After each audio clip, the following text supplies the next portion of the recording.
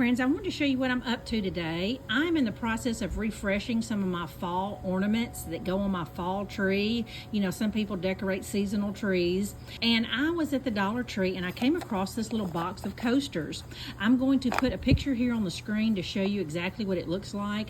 They are over there on the aisle that has the more expensive stuff. That's the only way I know to say it. It has the $3 and $5 and $7 things. But this little box of coasters were $3, and you get 4 of these wooden coasters. Now I think the back is MDF, but the front feels like real wood. It is routed on the top.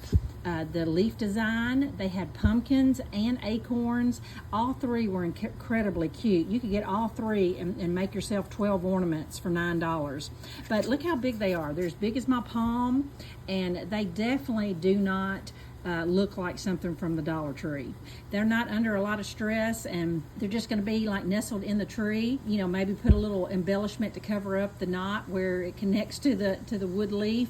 But just want to show you how high-end these look, and they're going to look even better when I get the hanger on there. All right, before I put it together, I just want to show you some little odds and ends that I gathered up in my stash, because it's not going to take much. And I found these little miniature pine cones. It's hard to throw stuff away because I know one day I'll find a use for them, and I'm gonna cut those little red berries off. I had a little sprig of some corn husk, a little strand of some pip berries that I can use, a little sprig of this burgundy leaf stuff, and then I have some jute twine that was 3-ply that I took apart and just gonna kind of fray to kind of add to it. So I'm just basically making a little miniature swag that goes right here at the top of the leaf.